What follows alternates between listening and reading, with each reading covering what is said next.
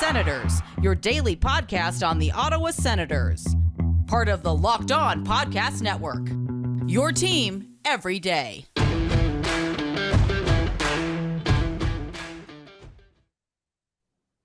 Welcome inside episode 398 of the Locked On Senators podcast. I'm Ross Levitan on the outskirts of enemy territory in Winnipeg, Manitoba, alongside Brandon Piller out on Vancouver Island. And it's a Sens game day. The Ottawa Senators are at home, ready to take on the Toronto Maple Leafs, who are bringing a less than NHL roster to the nation's capital. Ottawa, on the other hand, looks like you'll get a glimpse of two NHL lines up front, and the shutdown pair, Zaitsev and Delzato, will both make their preseason debuts. Zach Sanford will wear a Senators jersey for the first time. Lots to get into, tons of storylines, and then we'll turn our attention to EliteProspects pipeline rankings. Ottawa, a little lower than some fans might expect, but there's rationale behind it. We'll touch on that, tell you where certain players land on that list, including the guy who ranks fourth on our organizational value rankings. We're at least doing number 5 today. We'll see if time allows, but then we're getting into the top tier from our 61 player countdown. Stay tuned for all that and more. This is the Locked On Senators podcast, your team every day.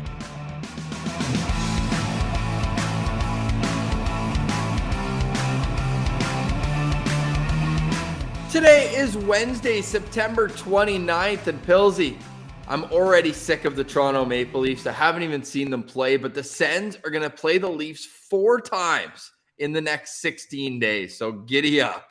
Yeah, well, the preseason is all about having easy opponents so that you can boost your confidence and get into the regular season feeling good, right? So I think that for the Senators, that works out great. And hey, if we're looking at preseason records right now, Sens 1-0, Leafs 0-1. Ooh, yeah, 5-2 loss, we should mention, the Toronto Maple Leafs, and that was on home ice with some of their more regular players in the lineup. Toronto hasn't announced their roster just yet as we're recording bright and early, but what we can tell you is Sheldon Keefe said that the big dogs are staying home. You won't be seeing Austin Matthews or Mitch Marner on the ice in Ottawa, God. But when it comes to the Senators, let's go with what I mentioned in the intro first. Most notably, there's been a lot of talk around Michael Delzato, Nikita Zaitsev. What would they have to do tonight for you to be a little more confident in what they can do in a shutdown role? Well, I mean, I'm not about to cast them away so quickly, right? Like, we haven't even seen them play. So I'm not upset at this pairing or worried about it or anything like that. We got to at least give it a chance here. We don't really know what to expect from Michael Delzato in this new role. He had a decent season in Columbus, so you got to think that he's feeling confident after signing a 2-year deal, not just a 1 year. So obviously the Sens showed a little bit of faith in him. And then Nikita Zaitsev is a guy that has also really improved. So I don't see a reason why to automatically be like, oh man, this is going to be a mess. So let's at least have a little bit of positivity heading in here. But what I want to see them do is they don't need to generate a lot of offense. Just do the simple things. I think that's what we need to see from them. If they're going to be a shutdown pair, just make sure you've got good gap control. You're keeping guys wide. You're chipping the puck off the glass and stuff. You know, you don't have to be a hero and transition the puck all the way up the ice all on your own if you're Michael Delzato or if you're Nikita Zaitsev. So I think it's going to be interesting to see. Like you said, the Maple Leafs roster probably won't be as stacked as it usually is. So it'll be interesting to see what kind of firepower they are up against. But I think in a second pair role, both of these guys could have a decent time here. So we know that they're going to get penalty killing time, and that's where I'm going to be most watching them is how can we know Zaitsev loves clearing the front of the net, but he's not the best at breaking the puck out of his own zone. I think he's got one of the worst controlled zone exits in the league. It's always off the glass and out, which, you're taught in minor hockey, just get the puck up off the glass, but it doesn't do any favors for his forwards who are trying to break the puck out with him.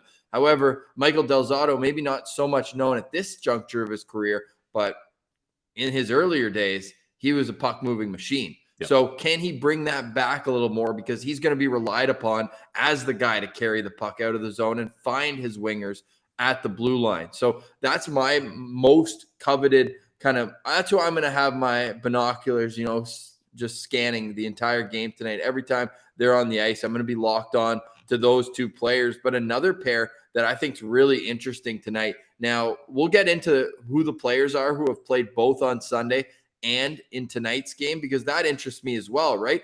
Why are you getting an extra look at these guys when some players haven't played at all? And one of those players is Josh Brown. Tonight, he's paired with Nick Holden, who the coach said reminds him of Ron Hainsey. I don't know how ironic that was in a sense, but what is that pair? And do you think they could be the third pair on opening night? Yeah, I kind of hope they aren't the third pair, because then that means there's no Mete or Brandstrom, which I think most of our discussions have been, will there be one or the other, not will there be neither, right? It hadn't even crossed my mind, to be honest, because like you said, you're looking at D pair in Del Zotto and Zaitsev. You're not sure how they're going to be able to transition the puck up the ice. And then you head down to that bottom pair, and I think you have the same concern, right? Nick Holden and Josh Brown. I don't really know what to expect from Nick Holden as well, and I'm not sure how much he is going to be used based on whether Mete or Brandstrom will eventually take his spot. Maybe this is just kind of a show-me game for DJ Smith, but both of those guys on the same pair, that's not really our yin and yang style defense pair that we like, Ross. That's a yin and yang, or yang and yang, depending on how you want to flip those, right? So I think they're going to be used in a bottom pair role, right? So they're not going to be up against some of the top players. They're not going to be playing too many minutes a night. So I think it's not going to be too crazy for them to try to hold down the fort. But it is interesting that Mete doesn't get an opportunity with Josh Brown after what we talked about. They were so successful at the end of last season together, and that's a great yin and yang pair. But Mete did have a chance to play in the last game, so let's give Nick Holden a chance here. If you're watching on YouTube, we've added the roster for tonight's game. We should mention there's still one goalie, one defenseman, and one forward to be scratched. But if you're going off the lines that we've been seeing in camp, you can pencil in the top line here with Chris Tierney between Tim Stützle and Connor Brown. Tierney's going to have to show he can maintain pace with those guys.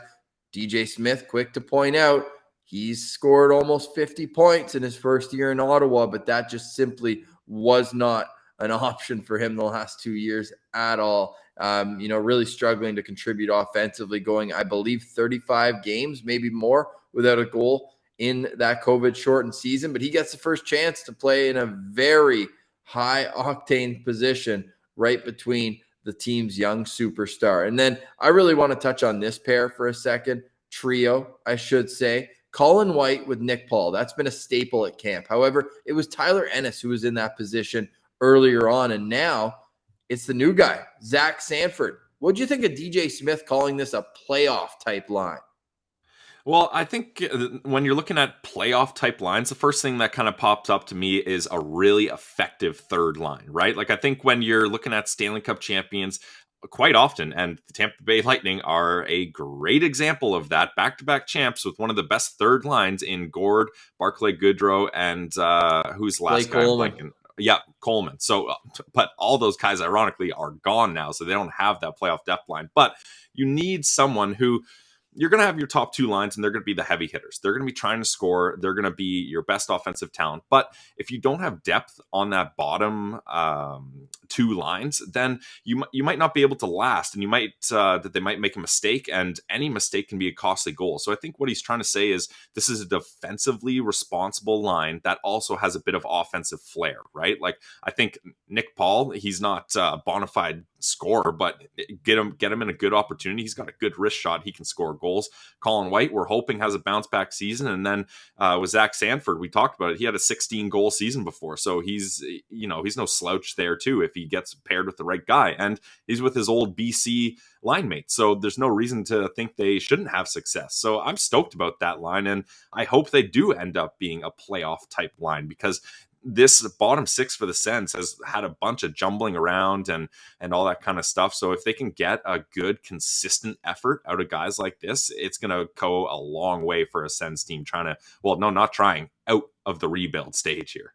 Right, out of the now we're just in the building stage. Another line you can expect to see tonight, and this is going to be an Energizer Bunny line that might be the top unit in Belleville, depending on what happens with Shane Pinto at center, because Clark Bishop playing between Parker Kelly and Cole Sherwood, like those guys all have some jump to their step. And they were all skating with the NHL group that skated right after we recorded yesterday. But I think that was more so being like, all right, you're in the game tomorrow. We want you skating with the guys who are playing tomorrow. But DJ Smith also alluded to the fact that he wanted more or less the NHL group together. He said they're going to go back to 2 evenly mixed groups in the future, but he wanted to work on special teams with the guys who are going to be here at the start of the season. And that's very fair. Something of note with that, Brandstrom and Del Zotto were switching in and out at the top of the umbrella on the second power play unit. So I found that very, very interesting. Goalie friendly show. Philip Gustafsson will start tonight.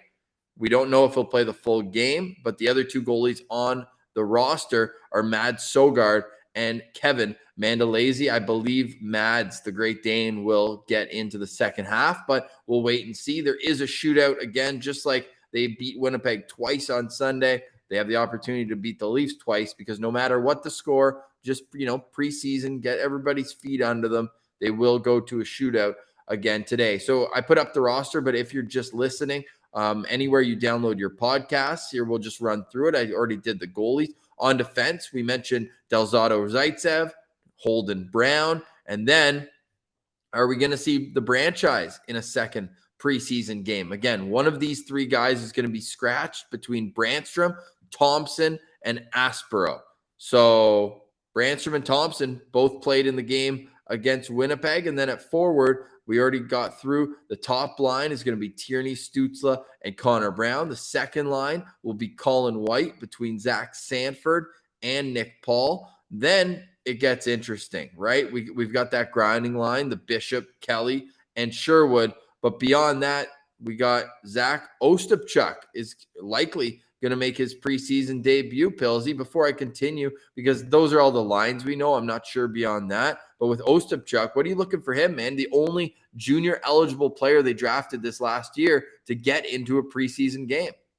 Yeah, good on Ostapchuk, right? Like it's got to be a good feeling to be kind of the last guy standing of the junior players, and I think he's in a good opportunity here to show DJ Smith at least what a taste of what's to come, right? Like I don't think Ostapchuk is at a level where he's going to be knocking the door down and getting an NHL job or anything, but it's a good opportunity to kind of showcase. All right, here's what I got right now, and I'm going to go back to junior and to kind of tidy up some of my other issues, right?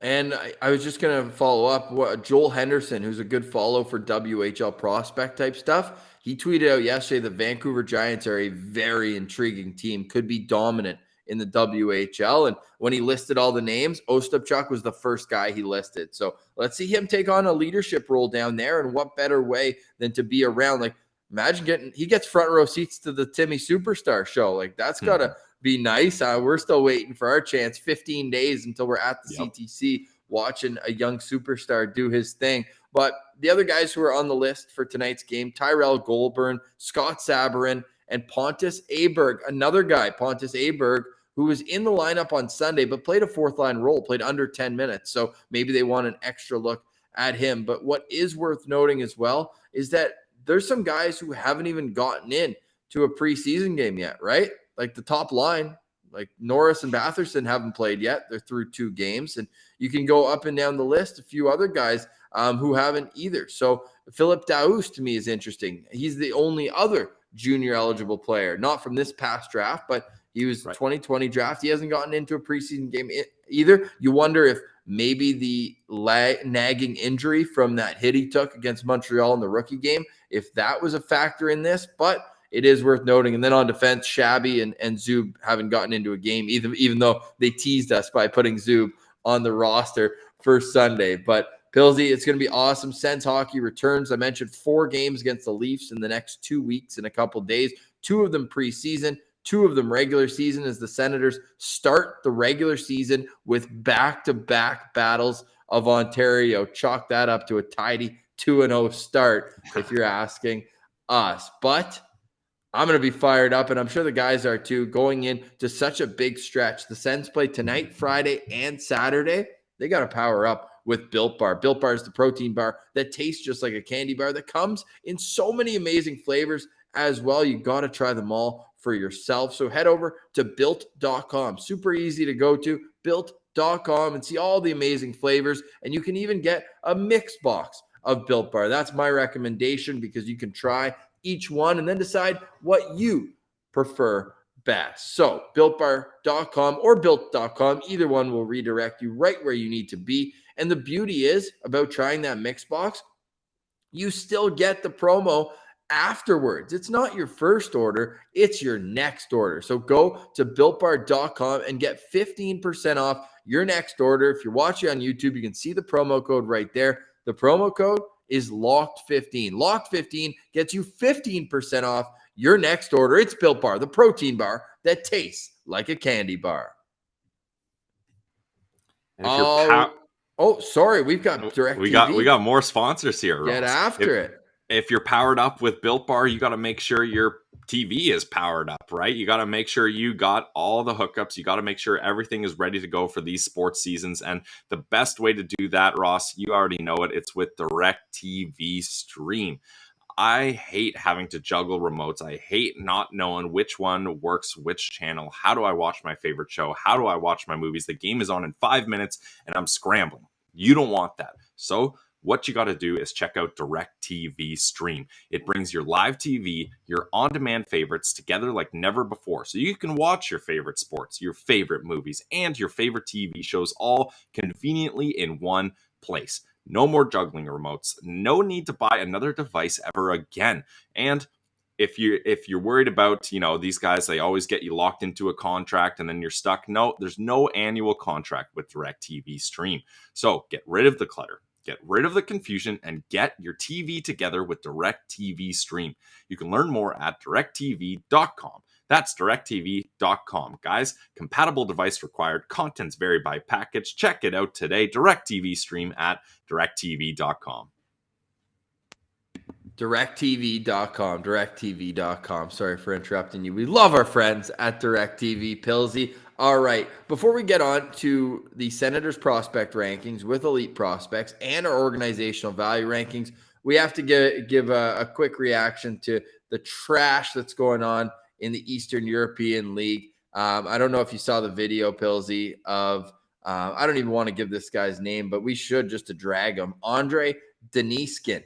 One of the most racist things I've ever seen.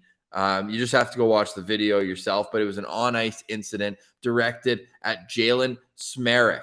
And the punishment is almost as disgusting as the action. Only a 3-game suspension plus 10 games. So have you ever seen this? It's basically, or he can pay a fine of $2,500 and not get the extra 10 games. That doesn't seem like it's going to change anyone's actions.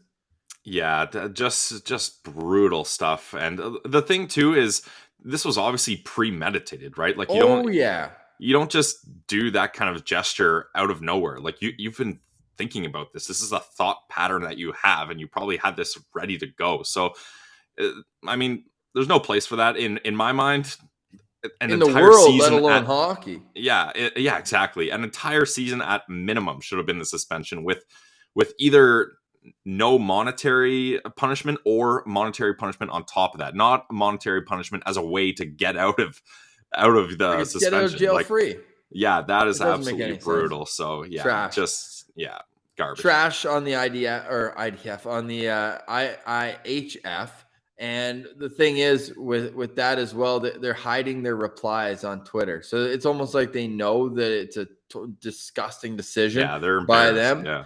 Anyways, absolutely embarrassing for Andre Deniskin. And when we look at Jalen Smerik, we just wish him all the best. And that's a horribly unfortunate incident. And the good news is that the hockey community, 99% of it is good, maybe 95 actually. But those 95% are going to make sure that Jalen feels like he belongs, because he absolutely does. I felt like the Sens belonged a little higher on the Elite Prospects draft rankings. They came in at number 13. But before you throw your iPod, your iPhone, wherever you're listening to Locked On Senators on, out the window, or you're punching your steering wheel, what we will say is it's a Calder eligible list. So deep breath. Tim Stützle, Josh Norris, Drake Batherson.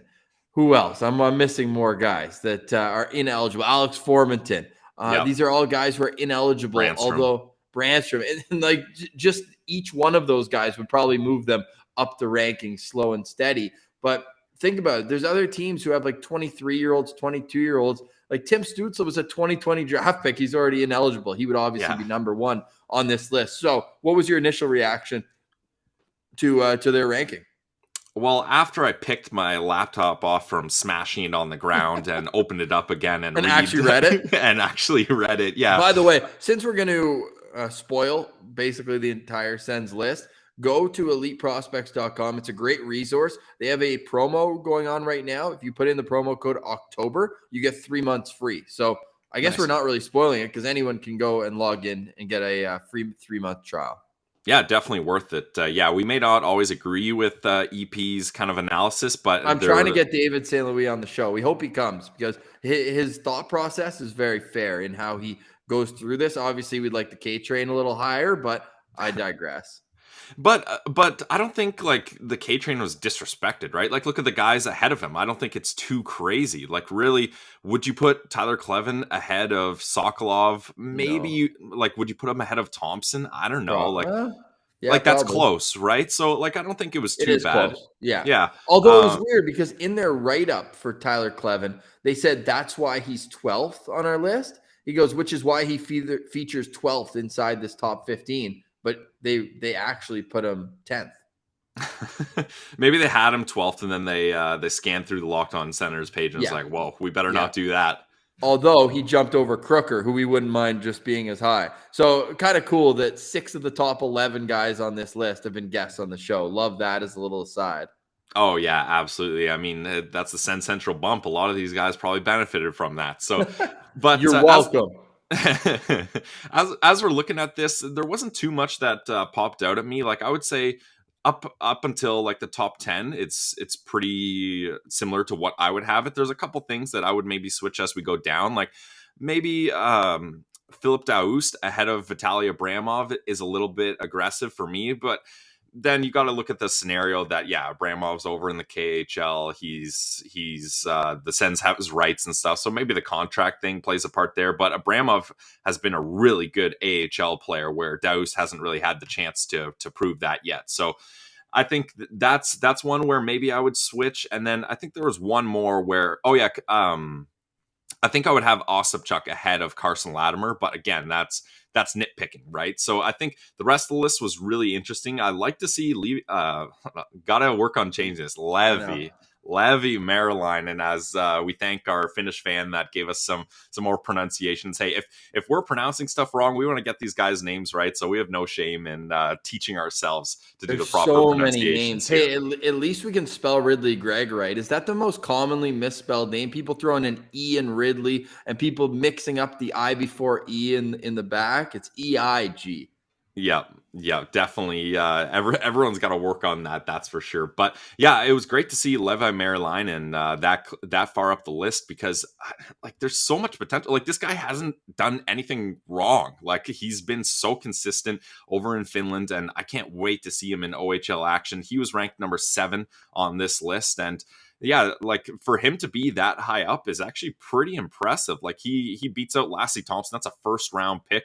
He beats out Igor Sokolov. That's a 2nd round pick. And Levi Maryline was a guy that was almost like a laughable pick, because every single scout and analyst was like, wait, what? Who is this guy? Like he's not even on their radar, let alone their ranking. So what a pick by the Ottawa Senators. And I also appreciate that, you know, we give EP a hard time with how their initial reactions usually are to the Sens. But in this write-up, like you said, David St. Louis, he does a really good job of being fair. And he says, you know what? This is how we evaluated him. But you got to credit the Senators. They found something that we didn't. And like Shane Pinto is a perfect example. He's talking about Shane Pinto, and they were like, I wouldn't have picked him that. Yeah, I wouldn't have picked him that high. But now, like seeing the development and seeing what he was able to do in a 12-game span in the NHL, he certainly is worth that draft pick. And you might have even taken him higher considering. So Shane Pinto, just you love proving people that there's more than meets the eye initially. Well, yeah, what came with that article as well, David St. Louis also put out a Shane Pinto draft retrospective, and this is the opening line for that. It says, he goes, "You have to hand it to the Ottawa Senators scouting staff. They don't suffer the weight of consensus, often zigging when other teams zag and proving a lot of draft analysts wrong in the process." So, yeah, safe to say that. So I'm just going to pull up a screenshot right now, and you can go promo code October. We're using Elite Prospects here. That's their top 15. And there's so much more in terms of write-up and video to go along with this. But to me, it starts at, I want to say it starts at number 5, but maybe I am putting World Juniors on a pedestal. Maybe I am, but that performance there was just so bad. Like it wasn't just that he wasn't scoring. It was hardly a performance. It was awful.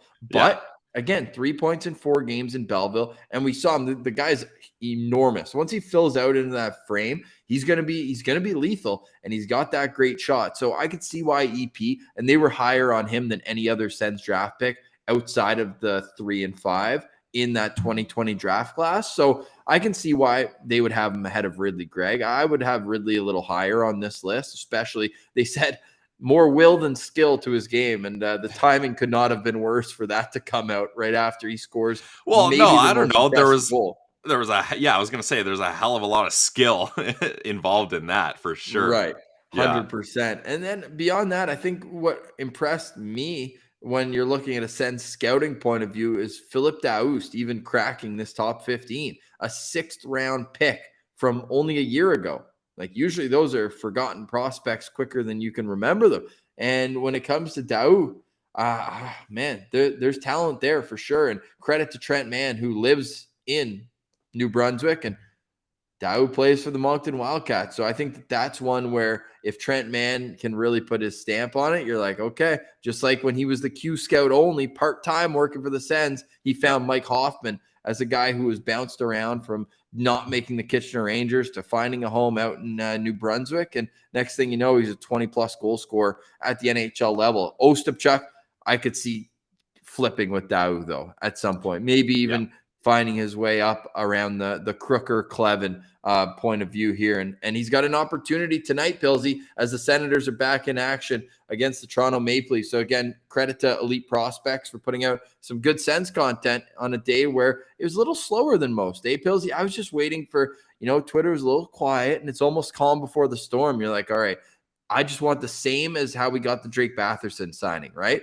It's just out of nowhere. No dragger saying, oh, they're working on it, like it's close. Like, no, signing happened, here's the value, and so on. But no, we await Brady Tkachuk's contract still. And should mention Quinn Hughes, Elias Pettersson, both without contracts as well. He's not alone in this, and still seems, Pillsy, they're only looking at a long-term deal right now. And that's music to my ears. Rather get that long-term deal done properly than rush to get him locked up for 2 or 3 years. And then who knows what would happen to that. That Stone 1-year contract that walked him right to free agency is still stinging in my memory. But that being said, there's still lots to look forward to as the Senators embark on their second game. And Sens money line, it hit game 1. So why not get right back at it at betonline.ag? That's where you can beat the house by betting on the Senators money line. They were an underdog in 55 out of 56 games last year,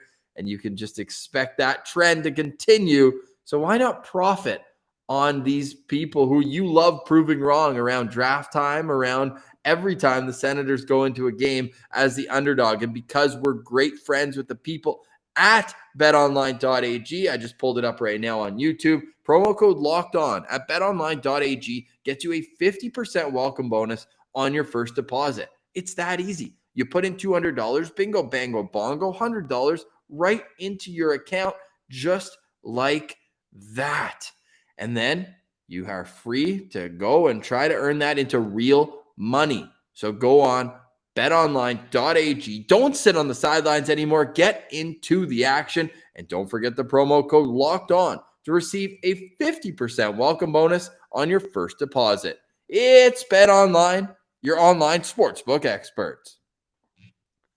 All right, Pilsy, before we get to our organizational value rankings, we just wanted to mention that we're available anywhere you get your podcasts, whether it's Apple, Spotify, Google Play, the Odyssey app, or you can see our mugs on YouTube. And if you don't mind subscribing, we are only subscribers away. We've hit all of our other requirements and we're trying to monetize this. Why wouldn't we? And we hope you're enjoying the show as well. We're trying to get David St. Louis on. Player interviews will have to wait. We want to not even bother them right now. They're in training camp. We don't want to be bugging them, but you can go back and listen all summer from Matt Sogard to Tyler Boucher to Alex Formanton, our latest guest. It came out of my brain so fast, just like he's skating down the wing. But yeah, tons of great content all summer long here on the Locked On Senators podcast. We appreciate you making us your first listen of the day when you're looking for Senators content Monday through Friday. And you can follow us on social media as well at Sens Central and LockedOn.Senators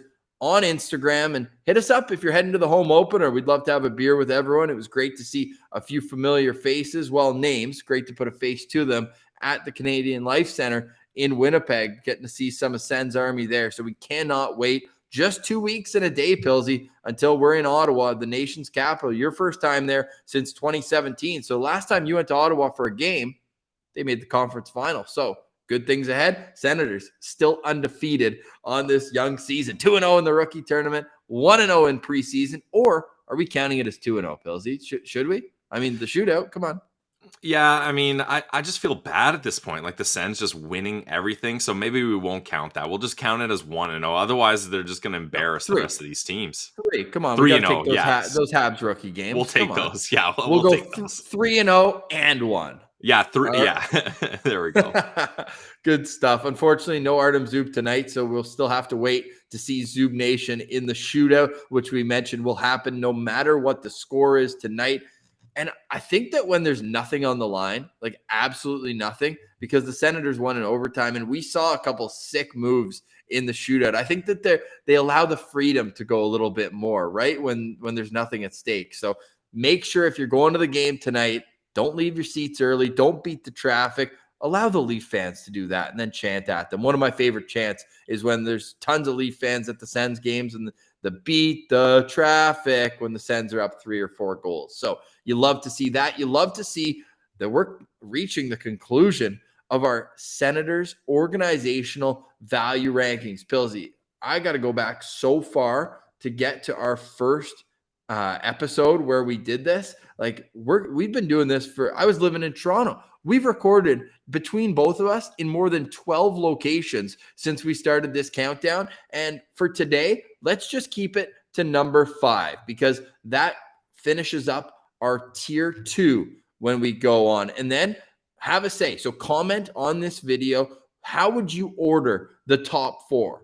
Should I just spoil like who the top 4 are, but without the order before we get to number 5? Or do we just keep it completely hidden? And then they'd have to figure it out themselves.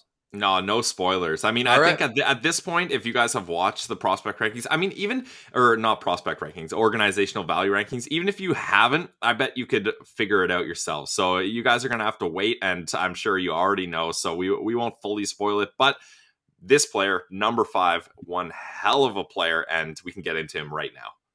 We certainly can. And as we do, I'm going to pull up here the top 3 tiers. So tier 3 and tier 2. I'm going to pull up right now so that everyone can see how we've gotten here throughout. And that will bring us to number 5 on this list. So just to recap, number 13, Colin White. Number 12, Nick Paul. Number 11, Artem Zub. Number 10, Alex Formanton. Number 9, Shane Pinto. And number 8, Connor Brown. That's tier 3. Now we get to tier 2. Yesterday, we broke down the franchise at number 7 and Drake Batherson at number 6. And now to finish off our tier 2, it's Josh Norris. 1 year left on a contract that's paying him $925 out of his entry-level deal. How big of a season do you think he could have, assuming number 7's back on his left wing? Well, I think if you're Josh Norris, too, all you got to look at is Drake Batherson after his contract year. And you can say, all right, if I have a good year here, I can get locked up long-term at a nice payday. And I can secure my place on this top line with Drake Batherson and Brady Tkachuk, which is a pretty damn good place to be. And Josh Norris, like this guy, what a story. Like, he was part of the Karlsson trade. He was coming off that injury, so no one was really quite sure how much hype to give him. We weren't sure if, this was just kind of a, blanking on the guy. Who was the guy they traded to Colorado, pick 28th? Oh, Shane Bowers. Yeah, Shane. Oh, yeah. We weren't sure if this was like a Shane Bowers type player. Like, what are we going to see from him? And then he came to Ottawa and knocked the doors down. Like, I actually remember first time I met Josh Norris, I was doing the video work for Belleville for their media day. And I was on the ice wearing Christian Jarosz's old practice skates, holding the camera, pretending I know what I was doing. The Slovakian sledgehammer, as Dax gave us a little insight. The Christian Jarosz nickname. That's awesome. Yeah, and I was talking to Josh, and I was like, "Oh, like this media day, how you guys feeling? Like, how's the energy in the room?" And he's like, "Oh yeah, things are great." And I was like, "All right, we're gonna get a nice shot of you here." And he had a massive shiner on his eye because he took a puck to the face earlier, and he's like, "Yeah, just try to get my good side. How about that?" And so I made sure I only got the right side of his face in those videos. So that was a funny interaction to meet Josh Norris. And you know what? He just seems like one of the guys, right? Like he gets along with everyone. He AHL Rookie of the Year. Is that good?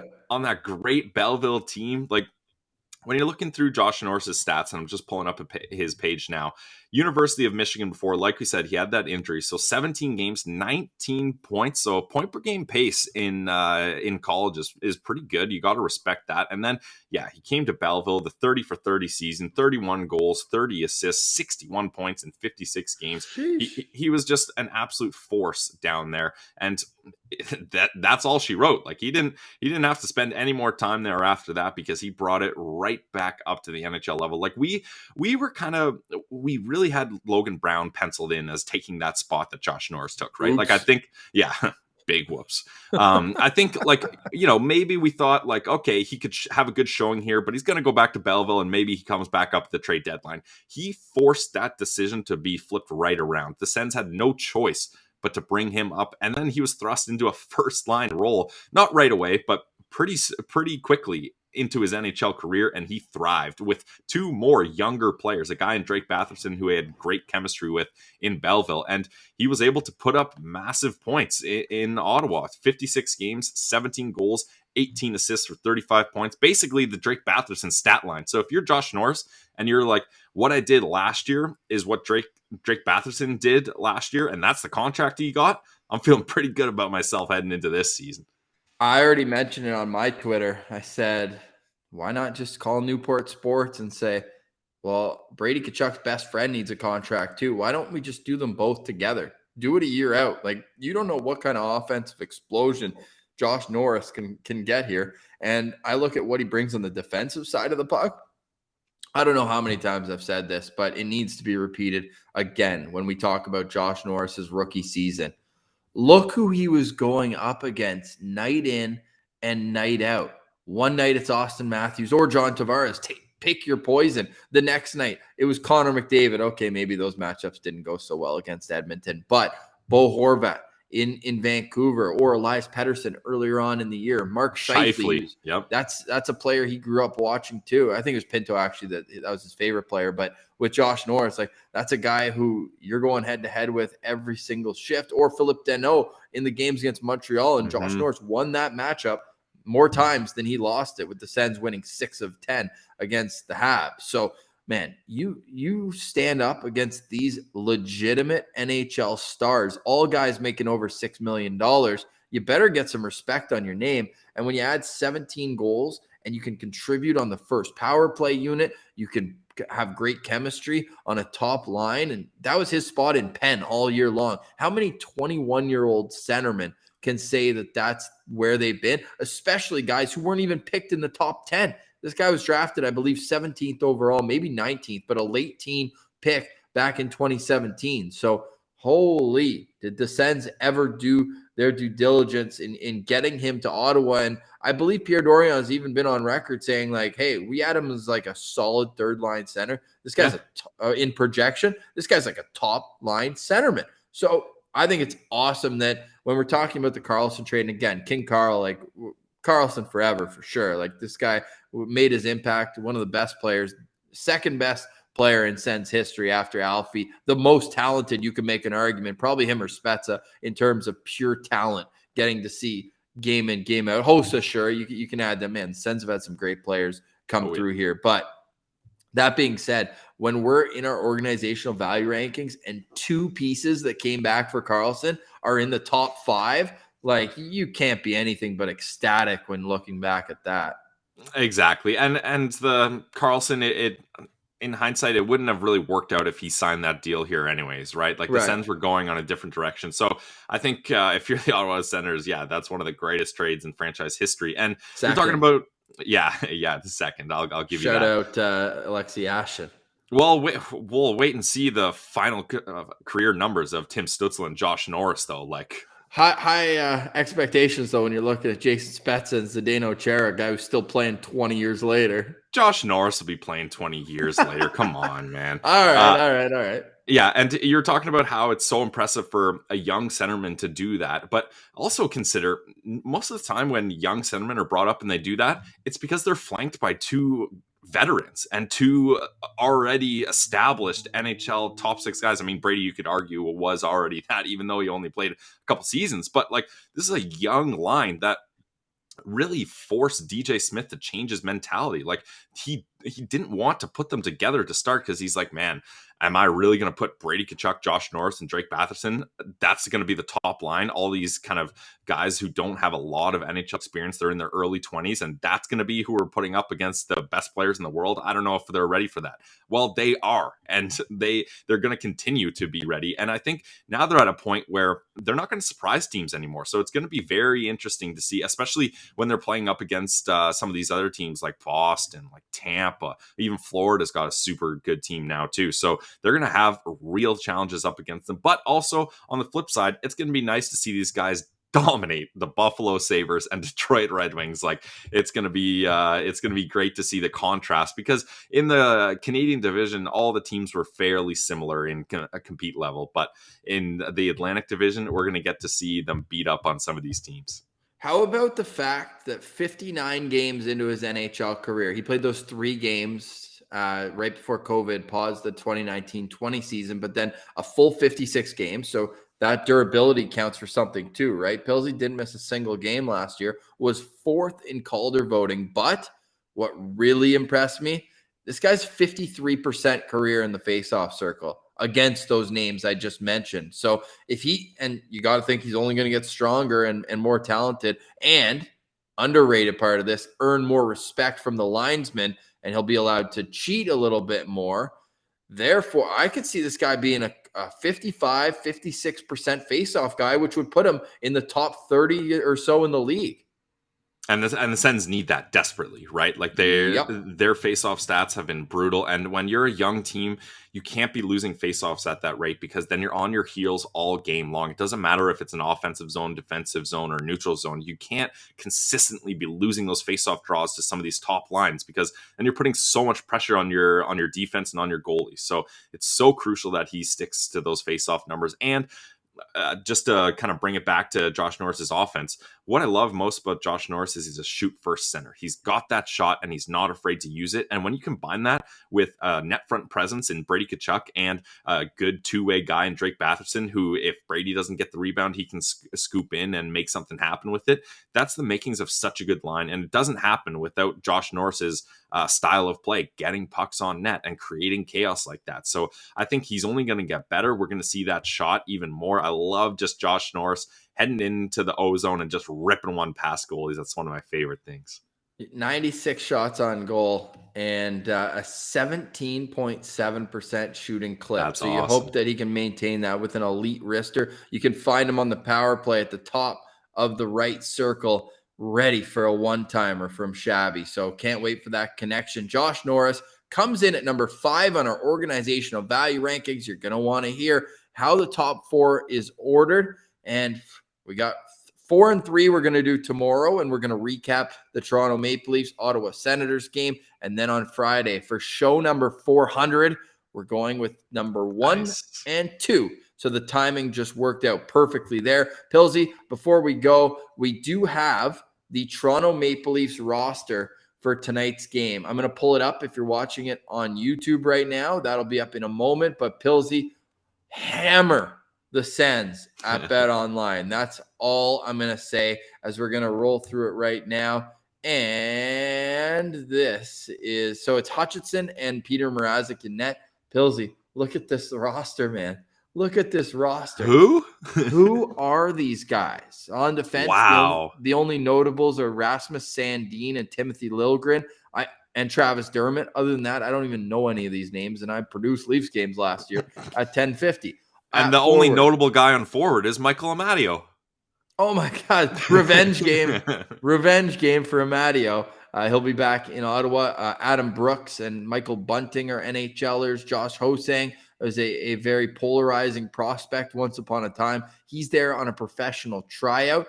And then the Czech players, they're new, and I think that Sens fans will see them both during the regular season. But David Kampf in particular is a very annoying centerman, a very in-your-face, grinding type player. And so I'll probably be keeping my eye on number 64 for the Maple Leafs tonight. Nick Robertson as well. And then Wayne Simmons, the most veteran NHLer among all players making the trip to Ottawa. So again, hammer the Sens money line, hammer the Sens puck line in regulation as well. And if Michael Hutchinson starts, why not hit the over while you're at it? But for today, we say goodbye. A reminder, you can follow us on Twitter at Sens Central, and we'll let you know what's going on when the Sens step on the ice. Again, it's very early recordings these days as Pilsy's on a cross-country trek. I'm settling into my new place in the Peg, and well, it's all going to come down to October 14th when we're back in the nation's capital, heading to the Canadian Tire Center, and we can't wait to see you there. So thanks so much for listening and making us your first listen of the day, Monday through Friday, right here as we're locked on Senators. For Brandon Piller, I'm Ross Levitan. This has been the Locked On Senators podcast, your team every day.